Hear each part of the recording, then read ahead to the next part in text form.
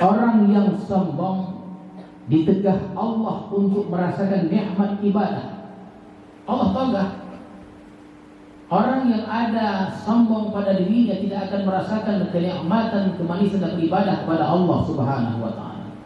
Kata Allah, Allah palingkan ayat-ayat kami dari orang-orang yang sombong itu, dan termasuklah kemanisan ibadah kepada Allah Subhanahu wa taala. Allahu Allahu Allahu Allah, Allahu Allahu Allahu Allah, Allahu Allahu Allahu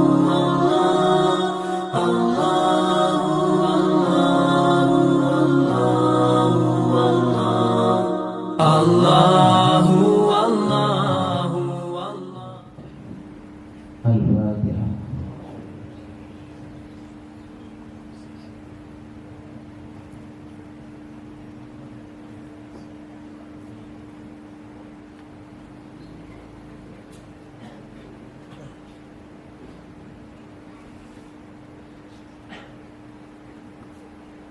Bismillahirrahmanirrahim. Assalamualaikum warahmatullahi wabarakatuh.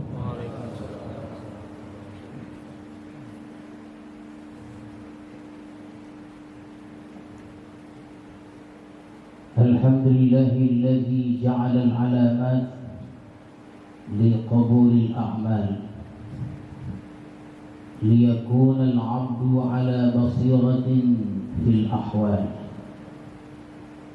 Ashhadu an la ilaha illallah wahdahu la syarika lah fil dzati was sifati wal af'al, wa ashhadu anna sayyidana Muhammadan abduhu wa rasuluhul makhsus bi ashrafi maqamatil irsal. Allahumma salli wa sallim wa barik ala sayyidina Muhammadin khairil rijal wa ala alihi wa sahbihi wa dhurriyyatihi wa atba'ihi ila yaumil hisabi was su'al. Amma ba'd. Tuan-tuan para khalifah, hadirin hadirat serta para tetamu sekalian, marilah kita bersyukur kepada Allah Subhanahu wa taala yang telah melimpahkan rahmat dan hidayahnya kepada kita semua, sehingga pada malam hari ini kita dapat melaksanakan salat maghrib berjamaah di madrasah ini.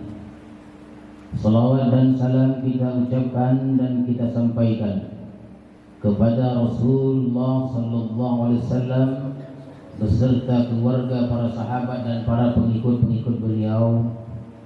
Mudah-mudahan kita mendapat syafaat Rasulullah di hari kemudian nanti. Amin ya rabbal alamin.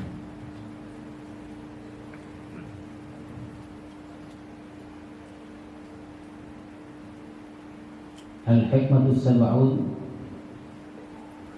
min al-hikam al-'ata'iyyah. Qala al-imam al-'arif billah Ahmad ibn Athaillah as-Sakandari rahimahullah wa nafa'ana bi'ulum. Maka pada hikmah yang ke-70 dari al-hikam al-'ata'iyyah telah berkata Al-Imam Ahmad ibn Athaillah as-Sakandari rahimahullah wa nafa'ana bi'ulumi. Kata beliau, man wajada samarata amali ajilan fahuwa dalilun ala wujudil qabul ajilan. Barang siapa yang mendapati buah amal ibadahnya di dalam dunia ini, man wajada samarata amalihi ajilan fahuwa dalilun, maka itu adalah petunjuk ala wujudil qabul, itu merupakan petunjuk atas adanya penerimaan Allah di akhirat kelak ajilan.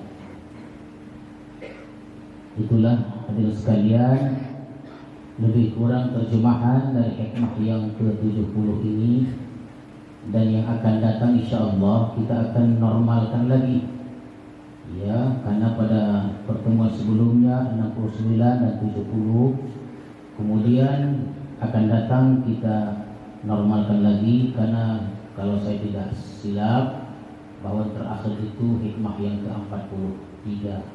Tapi kita sambung lagi secara berurutan. Yang 69, 70 ini nanti kita langkahkan lagi ya. Malam ini yang ke-70. Hadirin dan hadirat sekalian, min samaratil amal maradil maqbul inda Allah Ta'ala wujdanul halawah fi wal na'im bihi.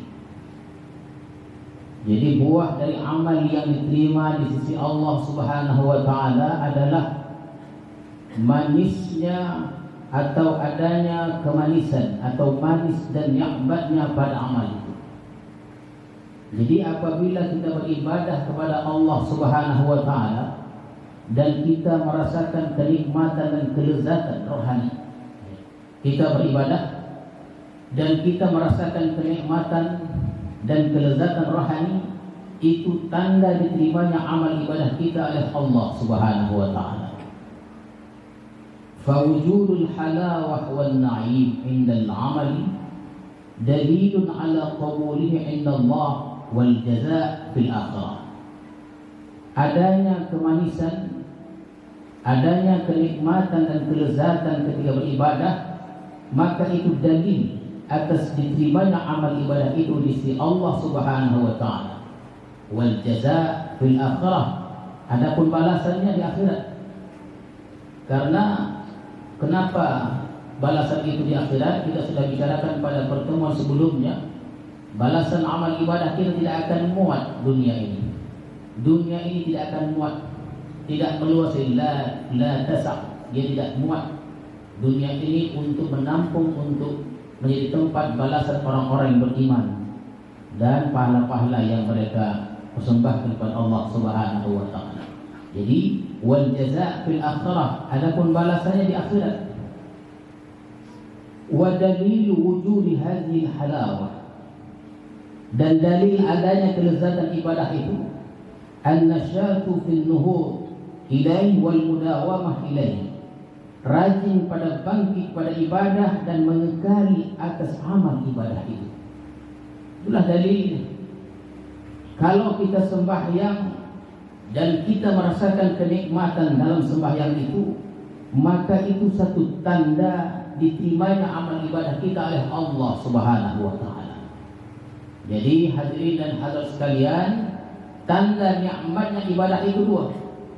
Yang pertama rajin, yang kedua mengekali ibadah. Itu tanda. Itu atau asalah dia. Kalau kita rajin, berarti ada nikmat dalam ibadah itu, dan kita kekali dalam ibadah itu, tak terputus-putus dia. Itu tanda nikmatnya ibadah. Jadi sekiranya kita melambat-lambatkan ibadah, terkadang rajin, terkadang tidak, melambat-lambatkan ibadah, itu artinya bukti sebaliknya tiada nikmat bagi atau dalam ibadah itu. Jadi apabila ibadah itu menjadi beban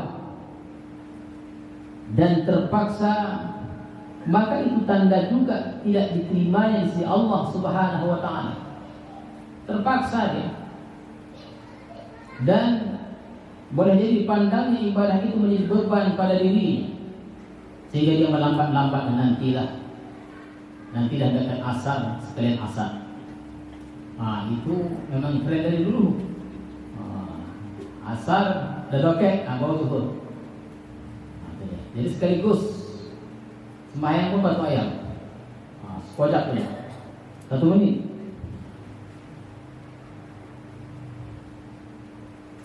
Hadirin dan hadirat sekalian,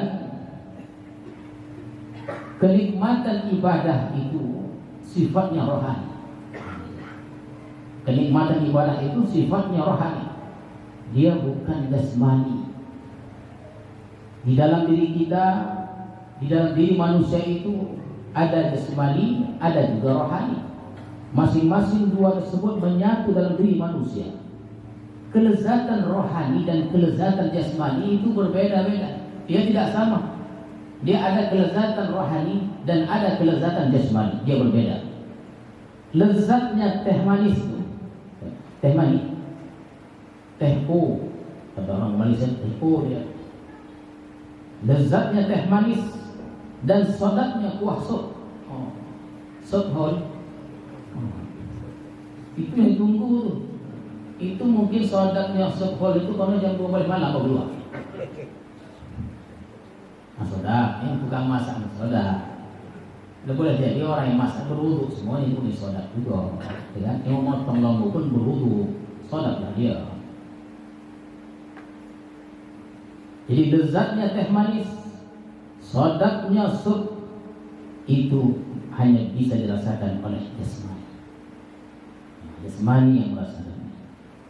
Sedangkan lezatnya berzikir, lezatnya berselawat dan lain-lain hanya bisa dirasakan oleh rohani kita, tuan-tuan sekalian.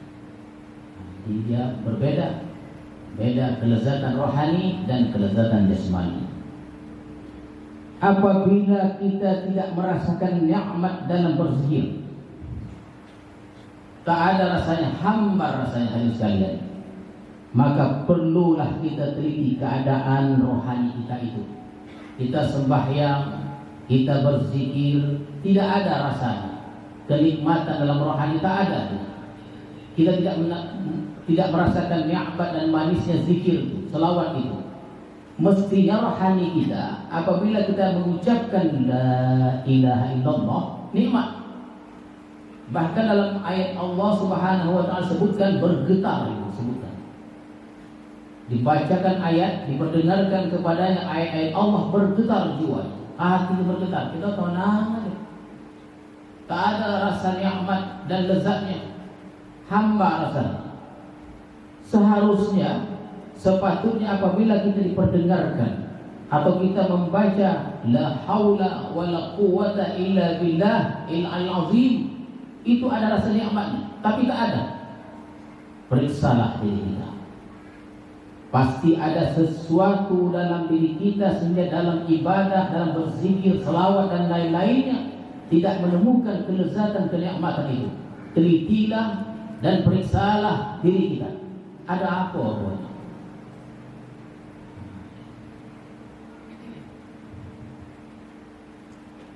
Makanya dalam suluk itu kan dua, seperti yang pernah saya sebutkan, al-zikr wa tafakkur. Zikir dan tafakkur, memikirkan. Ditelitilah, kenapa tak ada rasa nikmat? Hamba ya. Sembahyang ini barulah siapa? Sudah pun. Karena dalam sembahyang kita itu tak hadir hati, tak ada kita ingat. Yang kita ingat dunia dos, hamba saja. Maka kaji, telitilah. Ada sesuatu, periksalah elok. Ada sebab-sebab sesuatu sehingga rohani kita tidak nikmat dengan zikir-zikir itu. Pasti. Contoh, teh manis itu kan rasanya manis. Ini kalau dihidangkan kepada tuan-tuan teh manis, tak ada yang komplain. Semua katakan alhamdulillah manis. Mungkin kemanis kita lebih. Kenapa? Karena gula manis. Tapi waktu kita meminum air itu pahit. Nah, ini ada masalah. 1000 orang minum teh manis dan memang gula itu manis. Tapi kenapa kita sendiri ketika kita merasai teh manis tadi rasanya pahit? Gula itu semestinya manis, tapi aelio itu merasanya pahit. Mungkin kita sedang kena penyakit malaria. Itu jasmaninya begitu. Mungkin kita kena penyakit malaria. Oh ini sakit ini, poning, demam, tak seleo, ada teh manis, tidak. Indomie pahit dulu, begitu dia. Semuanya pahit. Apa seleonya? Ada demam dulu, tak tahu tak seleonya. Ditawarkan ini tak goma, ini pahit, ini lomah, macam-macam. Ini mungkin kita terkena penyakit malaria. Itu pertanda jasmani kita ada gangguan. Ada gangguan. Tidak sehat, sehingga yang mestinya nikmat jadi pahit. Dan ini banyak dokter-dokter yang bisa merawat dan akhirnya sehat. Rumah sakit lah tempatnya. Ya. Makanya hadirin dan hadirat sekalian, di rumah sakit itu jangankan obatnya, menunya pun berbeda-beda. Dan dokter itu sudah memberitahu kepada yang tukang masak, ini menunya, ini menunya. Jangan salah makan, jangan salah minum, dan jangan salah obat. Fatal akibatnya. Jadi hadirin dan hadirat sekalian, kalaulah kita itu merasa yang manis itu pahit, itu pasti ada sesuatu yang salah pada diri kita. Demikian jugalah rohani kita. Kalau jasmani begitu, rohani pun begitu juga. Mestinya ibadah itu nikmat, tapi sebaliknya. Kenapa tidak nikmat? Mestinya nikmat, tapi tidak nikmat. Ini artinya rohani itu ada gangguan, penyakitnya mesti dicari penyakit itu. Apa penyakitnya? Sehingga dalam solat kita, dalam kita berzikir, kita tidak merasai nikmat, tidak merasai kemanisan zikir dan salawat itu dan lain-lainnya. Sujud contohnya. Sujud itu kan puncak kenikmatan dalam ibadah kita kepada Allah Subhanahu wa taala. Sujud itu. Karena dalam sujud itu keadaan kita sangatlah dekat dengan Allah Subhanahu wa taala. Tersungkur kita menyatakan tentang kebesaran Allah, keagungan Allah, kita nyatakan lemah diri kita dalam sujud kita. Seharusnya nikmat manis, tapi hamba lokeh-lokeh anak bangki.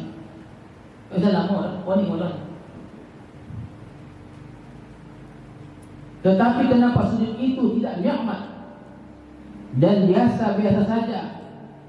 Maka rohani itu berpenyakit. Itu pasti. Rohani itu berpenyakit. Sudah 50 tahun penyakit kronis dah. Kronis semuanya dah. Sakit 30 tahun tak diubahnya, dibiarkannya 50 tahun kronis. Joka Allah sampai kenai. Joka Allah sampai kenai. Dalam salat-salat kita tidak merasakan nikmatnya ibadah itu, nikmat kepada ibadah kepada Allah Subhanahu wa taala.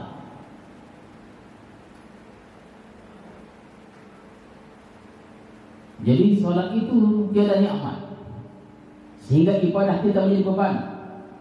Sampai ke tahap ini, hadirin dan hadirat sekalian, nanti kalau aku tidak sembahyang, aku masuk neraka. Sembahyanglah, ampun pada ini. Kau nanti kalau aku tak sembahyang, bahaya ni untuk neraka. Kalau tak sembahyang, aku masuk neraka. Sembahyang aku, takut neraka. Jadi sembahyang itu, kono itu tu, surga dan neraka. Urusanku menjadi susah. Nanti kalau aku tidak sembahyang, urusanku menjadi susah dan disiksa oleh Allah aku. Sembahyang aku. Sembahyang kalau itu. Didengar Allah. Padahal jelas-jelas Allah sebutkan dalam Al-Quran Karim, Inna salati wa nusuki wa mahyaya wa mamati lillahi rabbil alamin. Sesungguhnya ibadahku, hidup dan matiku, salatku, hidup dan matiku, lillahi rabbil alamin, hanya untuk Allah. Tapi begitulah hadirin dan hadirat sekalian, dalam mungkin keseharian kita, sembahyang aku, nanti masuk neraka aku. Tahap kita, dengan tak apa-apa, nanti ada penjelasan khusus sebenarnya. Bolehkah kita mengharapkan surga? Bolehkah kita takut dengan neraka? Ada pembahasan khusus sebenarnya. Kita menciptakan hikmah 70-nya itu. Ya. Jadi kalau datang dia terus menyambunglah dia. Tak datang sekali kali putus dia.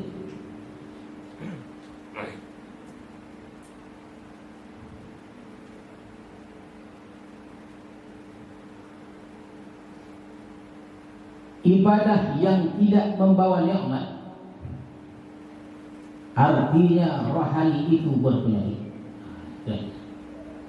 Ibadah yang tidak membawa nikmat itu artinya rohani kita itu berpenyakit, hadirin dan hadirat sekalian. Lalu apa penyakit-penyakit yang membawa kepada hilangnya rasa nikmat?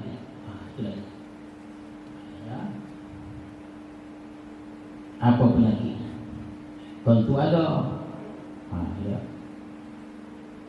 Tak payah dikaji pun ya, dong aja. Para ulama menjelaskan antara penyakit. Ya, para ulama menjelaskan antara penyakit yang menyebabkan ibadah itu menjadi pahit. Yang pertama adalah hubbud dunia. Itulah penyakit.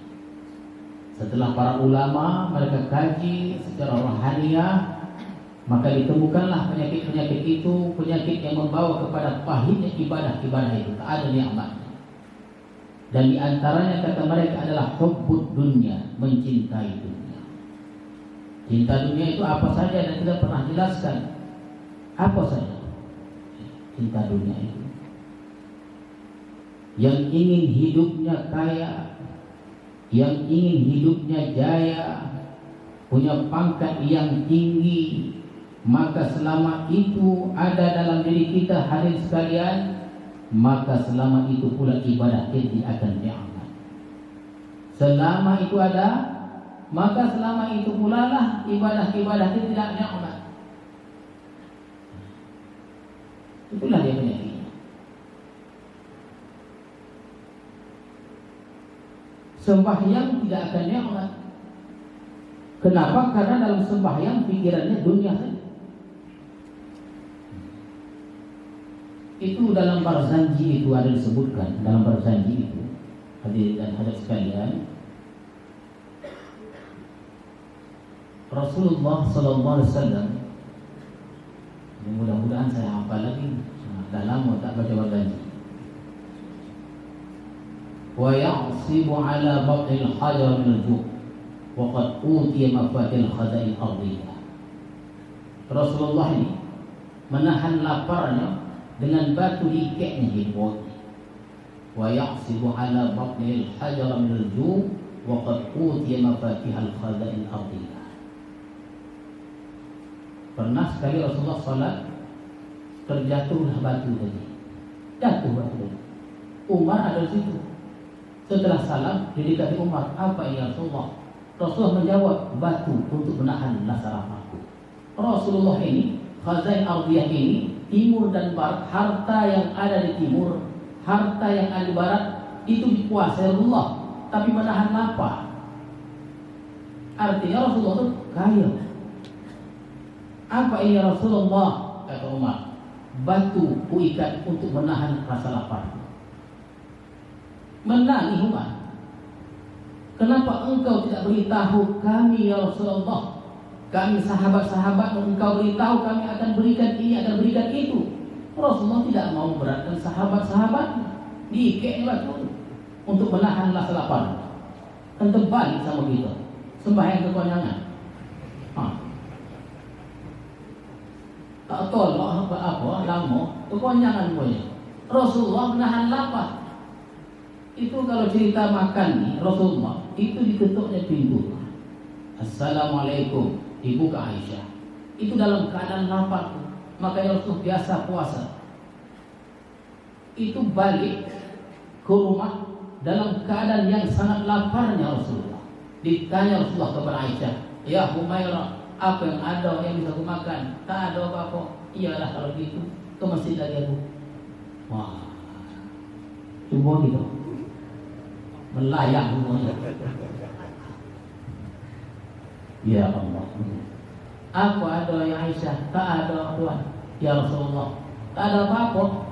Presiden ke Rasulullah tak ada apa-apa. Iyalah kalau begitu. Lain kali pula Rasulullah diketuknya pintu 3 kali, tak ada sahutan. Tidur tangga tu ya.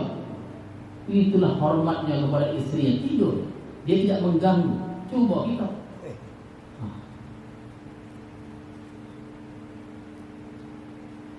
Hadirin dan hadirat sekalian, itulah di antara penyakit. yang membuat kita tidak nikmat dalam sholat kita. Tak nikmat dalam sholat itu. Bahkan dalam sholat itu, ketika kita mau sholat, aku takutku nanti disiksa di neraka, Allah marah padaku, atau susah urusanku. Level kita begitu. Tapi bukan begitu sebetulnya. Inna salati wa nusuki wa mahyaya wa mamati lillahi rabbil alamin. Jadi hadirin dan hadirat sekalian, ini cinta kepada dunia, kepada harta ini kunci segala keburukan dan panjang angan-angan. Menghayal. Ada dia menghayalkan kepuasan fiktif namanya. Ada namanya kepuasan fiktif. Macam mana kepuasan fiktif? Tak bisa tidur. Malam tak bisa tidur. Jadi dia menghayal. Dia menghayal ingin menjadi orang kaya. Menghayal. Dia punya mobil, dia punya motor atau Honda, dia punya kola, dia khayal. Kalau menghayal itu biasanya 1-2 jam sanggup. 3 jam sanggup menghayal mungkin. Kalau dah tak sanggup lagi menghayal, tidak lama tidur. Besok bangun. Adakah dia mendapatkan apa yang dikhayalkannya? Tidak mendapatkan. Itu namanya kepuasan fiktif.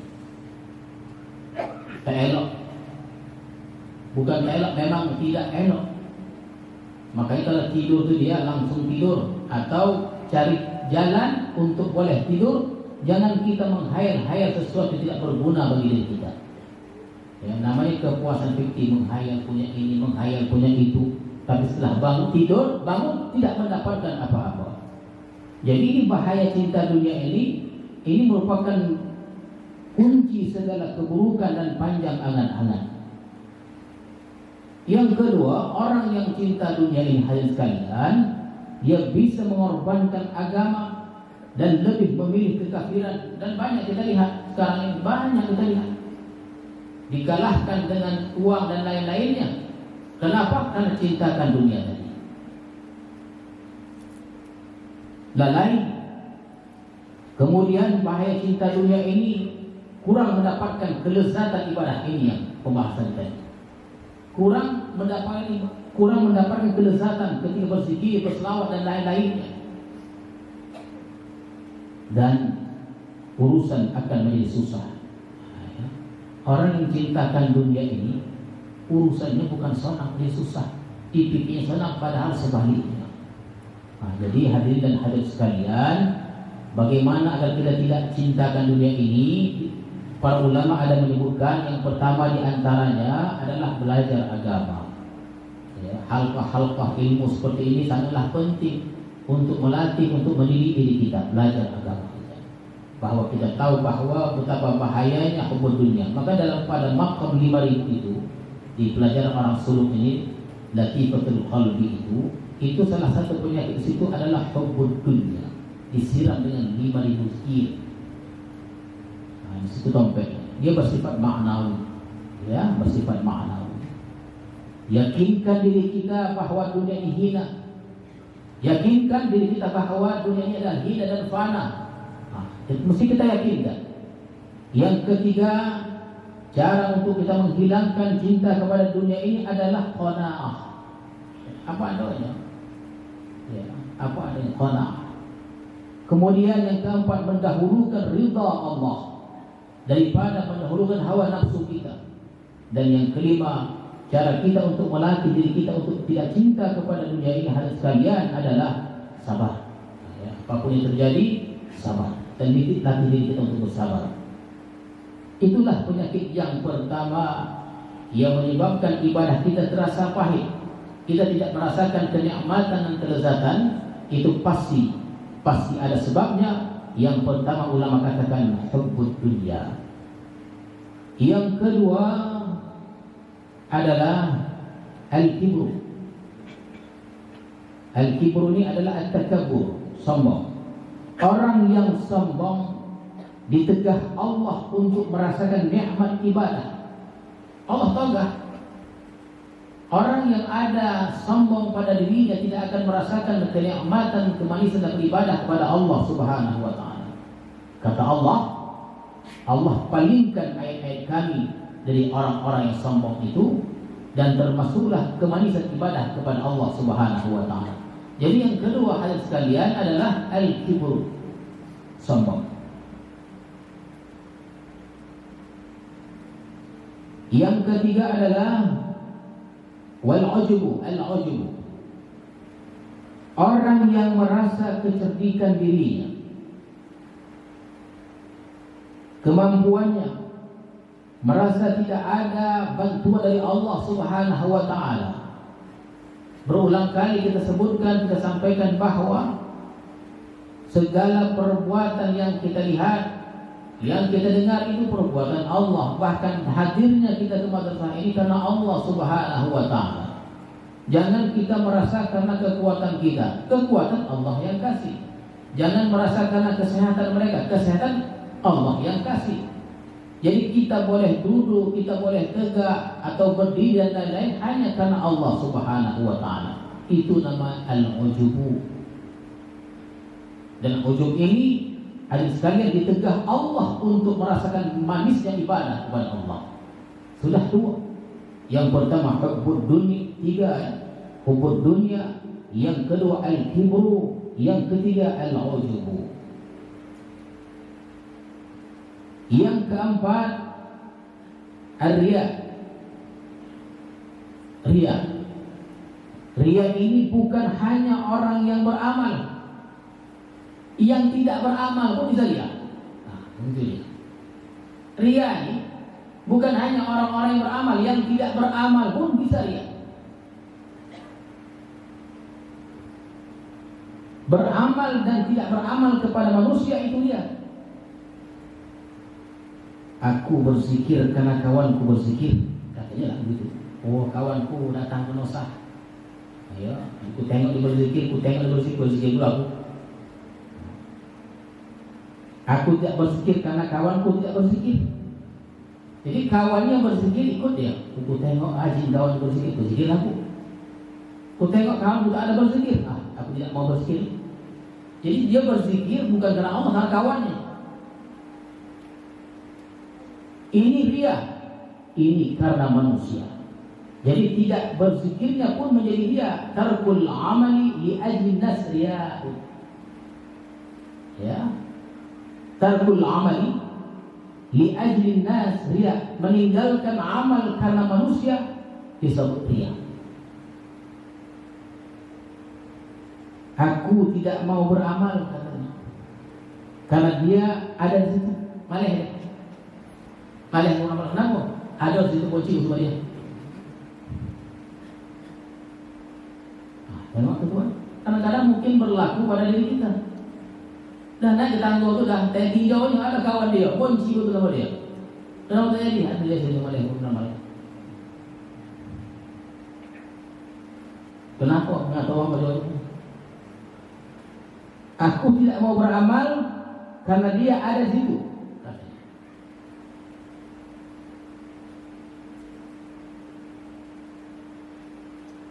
Macam mana pula ya? Jauh sedikit kalau dia di situ. Oh, tak mau dia sebalik tiang tu, enggak. Kalau ada orang di situ. Inilah nyata-nyata kita beramal untuk Allah Subhanahu wa taala. Aku tidak mau beramal karena dia tidak ada di situ. Jadi dia mau beramal, ya kan? Dia mau atau tidak mau beramal karena manusia. Tarkul amali li ajli nas riya, meninggalkan amal karena manusia itu dia.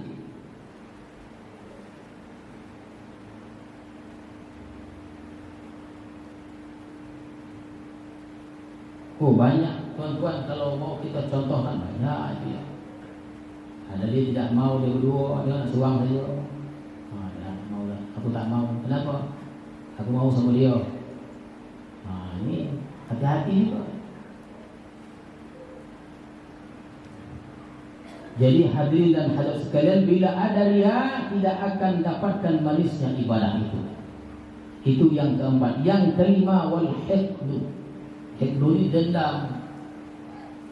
Di dalam hati kita ada menyimpan kebencian dengan hamba Allah, apalagi dua orang atau benci kepada tiga orang atau lebih, jelas orang ini tidak akan dapatkan manisnya ibadah. Yang keenam, wa aklul haram, ya makan haram. Jadi kalau dari ada yang pertama, yang kedua, ketiga, keempat, kelima dan keenam, apabila kita ingin merasakan nikmatnya ibadah, periksalah diri kita. Ada tak penyakit-penyakit yang mana tadi? Kalau selama itu ada, susahlah kita untuk menikmati, untuk merasakan nikmatnya manisnya ibadah kepada Allah Subhanahu wa taala. Jangan kita cepat mencari obat jasmani. Pernah kita sebutkan bahwa penyakit ini ada dua, penyakit jasmani dan penyakit rohani. Penyakit rohani ini adalah penyakit yang paling utama untuk disembuhkan, untuk dirawat. Jadi jangan kita cepat mencari obat jasmani dan lupa untuk mencari obat penyakit rohani. Jangan terbalik ini. Padahal penyakit rohani menanggung bahagia, menderita sepanjang masa sampai akhirat nanti. Itu penyakit rohani. Kalau penyakit jasmani, meninggal kita, dikuburkan kita. Penyakit rohani, penyakit jasmani, meninggal kita, dikuburkan kita. Penyakit rohani, meninggal kita, tidak dikuburkan, tapi dimasukkan ke neraka jahanam. Nah, itu perbedaan. Qala Abu Sulaiman Ad-Darani, kullu amalin laysa lahu thawabun fid dunya laysa lahu jazaa'un fil akhirah. Fawujudul halawah alamatun 'ala as-sawab wal qabul liwujudil ridha wal jazaa'. Jadi Abu Sulaiman Ad-Darani berkata, tiap-tiap amal ibadah tidak ada baginya pahala di dalam dunia ini, tidak ada baginya balasan di akhirat. Amal yang tidak ada pahala di akhirat tidak ada balasan. Maka adanya kenikmatan ibadah itu tanda pahala diterima, yang dituntut baginya adalah ridha Allah dan balasan Allah di akhirat. Balasan di akhirat, wal jazaa' fil akhirah. Samaratul amali kal halaw wan na'im bih. Laysat jazaa'uhu li'anna al-jazaa'u mudakhalun wa mu'ajjal fil akhirah. Wa innama as-samarah muzhiratun li salahil amal wa qabulih inda Allah Ta'ala. Jadi buah amal ibadah seperti nikmat, nyaman, ini bukan balasan ibadah. Ini dengarkan oleh sekalian. Samaratul amali kal halal wa na'im bih laysat jazaa'uhu. Buah amal ibadah seperti nikmat, kemudian nyaman, ini bukan balasan ibadah. Ya. Nikmat itu ibadah itu. Ini bukan balasan ibadah. Karena balasan ibadah itu disimpan untuk akhirat. Ini hanya buah ibadah. Samaratul amal, ini buah ibadah. Hanya buah itu menunjukkan bagi bagusnya amal, diterimanya amal di sisi Allah Subhanahu wa taala. Contoh, berdoa, meminta kepada Allah, lalu kabul, berdoa kita dan dikabulkan. Kabul ini bukan balasan doa. Nah, begitu dia. Ini buahnya doa dan balasannya di akhirat. Ada orang yang baca surah Waqiah, lalu hidupnya sukses. Ini bukan balasan surah Waqiah itu, bukan. Tapi buahnya surah Waqiah. Balasan baca surah Waqiah itu di akhirat. Buah itu hanya menunjukkan bahwa amal tadi bagus dan diterima Allah Subhanahu wa taala. Jadi Allah suruh kita beribadah, maka ini ada buahnya, dan buah itu bukan balasan. Jadi bila kita baca selawat, kita berwirid, dan rezeki kita banyak, ya, rezeki kita banyak, kita baca selawat, kemudian kita wirid, rezeki kita banyak, hidup kita nyaman. Ini adalah buah dari amal itu. Fa idza wajada halawatal amali la yanbaghi an yaqsida bi amal husulaha fa inna dzalika mimma yaqdah fil ikhlasi wal yakun iktinatuhu biha liyakuna mizanan li'amali. Jadi hadirin dan hadirat sekalian, apabila dia beribadah, ya ada nikmat, wajada halawatal amali, dia mendapatkan kenikmatan dalam ibadah itu, maka tidaklah patut dia menghendaki manisnya itu, karena hal itu mencederai ikhlas kepada Allah. Aku gelisah, aku mau baca Quran biar tenang. Jangan begini. Kenapa? Karena mengganggu keikhlasan kita kepada Allah Subhanahu wa taala. Inilah maksud dari hikmah ke-70 ini.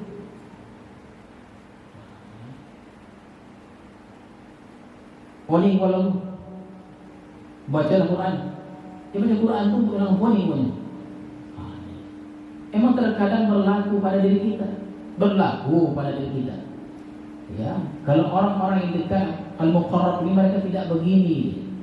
Ya, sikit-sikit kita rumah. Aku gelisah, aku mau baca Quran saja biar tenang. Jangan begini, ya bahaya karena mengganggu keikhlasan kita kepada Allah Subhanahu wa taala. Ini harus ikhlas. Jadi hadirin dan hadirat sekalian, manis ibadah itu bukan tujuan. Tadi kita sudah bicara tentang kelezatan kemanisan, tapi yang pada akhirnya kemanisan ibadah itu bukan tujuan. Hanya manisnya ibadah itu sebagai timbangan baik buruk amal itu. Jadi nikmat ibadah itu bukan tujuan. Jadi kita beribadah jangan mencari manisnya. Yang pada akhirnya begitu. Jangan mencari manisnya. Yang kita cari adalah Allah Subhanahu wa taala sebagai tujuan kita. Itu akhirnya begitu. Ya, akhirnya begitu. Tapi terkadang mencari manis itu susah ampun. Ya, yang pada akhirnya itu bukan menjadi tujuan kita manis tadi. Nikmat itu eloknya. Tapi pada akhirnya bukan nikmat, bukan manisnya. Yang kita cari pada akhirnya adalah Allah Subhanahu wa taala. Manis itu hanya ukuran. Bila baik amalmu diterima Allah. Ibadah jangan mencari manis karena akan mengganggu keikhlasan kita kepada Allah Subhanahu wa taala.